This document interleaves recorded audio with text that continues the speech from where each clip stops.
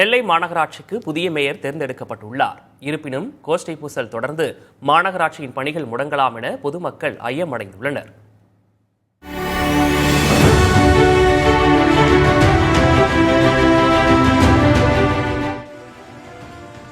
நெல்லை மாநகராட்சியின் மேயராக இருந்து வந்த சரவணனுக்கும் மாமன்ற உறுப்பினர்களுக்கும் இடையே மோதல் நிலவி வந்தது.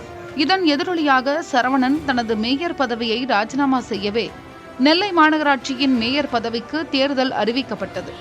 இதனையடுத்து நெல்லையில் முகாமிட்ட மூத்த அமைச்சர்களான நேரு மற்றும் தங்கம் தென்னரசு ஆகியோர் திமுக மற்றும் அதன் கூட்டணி கட்சிகளைச் சேர்ந்த மாமன்ற உறுப்பினர்களை அழைத்து பேச்சுவார்த்தை நடத்தினர்.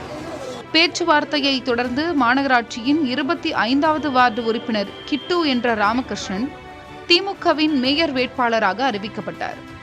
நெல்லை மாநகராட்சியில் உள்ள 55 மாமன்ற உறுப்பினர்களில் 51 பேர் திமுக மற்றும் அதன் கூட்டணி கட்சிகளை சேர்ந்தவர்கள். எனவே ராமகிருஷ்ணன் போட்டியின்றி தேர்ந்தெடுக்கப்படலாம் என கருதப்பட்டது. ஆனால் காலையில் ராமகிருஷ்ணன் வேட்புமனு தாக்கல் செய்த நிலையில் அவரை எதிர்த்து திமுகவிலிருந்து நீக்கப்பட்டவரான 6வது வார்டு மாமன்ற உறுப்பினர் பவுல்ராஜ் வேட்புமனு தாக்கல் செய்தார். அவரை திமுகவை சேர்ந்த மாமன்ற உறுப்பினர் வசந்தா மற்றும் மதிமுகவை சேர்ந்த மாமன்ற உறுப்பினர் சங்கீதா ஆகியோர் முன்மொழிந்தும் வழிமொழிந்தும் இருந்தனர்.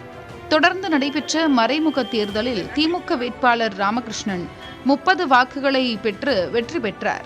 அவரை எதிர்த்து போட்டியிட்ட பவுல்ராஜ் 23 வாக்குகளை பெற்றார். அமைச்சர்களே வந்து பேச்சுவார்த்தை நடத்திய பிறகும் அதிகாரப்பூர்வ வேட்பாளருக்கு எதிராக களமிறங்கியவர் திமுக மற்றும் அதன் கூட்டணி கட்சிகளை சேர்ந்தவர்களின் வாக்குகளை பெற்றுள்ளது நெல்லை மாவட்ட திமுகவில் சலசலப்பை ஏற்படுத்தியுள்ளது. இதனால் கோஷ்டி பூசல் தொடரலாம் எனவும் அதனால் மாநகராட்சியின் பணிகள் பாதிக்கப்படலாம் எனவும் பொதுமக்கள் அச்சமடைந்தனர். இருப்பினும் தனக்கும் மாமன்ற உறுப்பினர்கள் இடையேயும் மோதல் போக்கு இருக்காது என்கிறார் நெல்லை மாநகராட்சியின் புதிய மேயர் கிட்டு என்கிற ராமகிருஷ்ணன். மோதல் போக்குங்கிறது எங்கிட்ட கிடையாது. ஏற்கனவே இருக்காது, இப்பவும் இருக்காது. என்ன காரணம்? இருக்க வாய்ப்பு இல்லை. என்ன காரணம்? நாங்க நிர்வாகம் எப்போதும் தளபதிக்கு கட்டுப்பட்டு, தமிழகத்தின் முதலமைச்சர் சின்னவருக்கு கட்டுப்பட்டு தான் இயக்கம் நடக்கும். இயக்கத்தில் எந்த சலசலப்பும் இருக்காது, எந்த இது இருக்காது.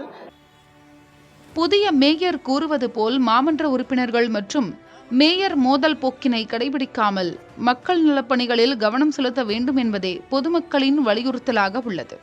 புதிய தலைமுறைக்காக நெல்லையிலிருந்து செய்தியாளர் மருதுபாண்டி.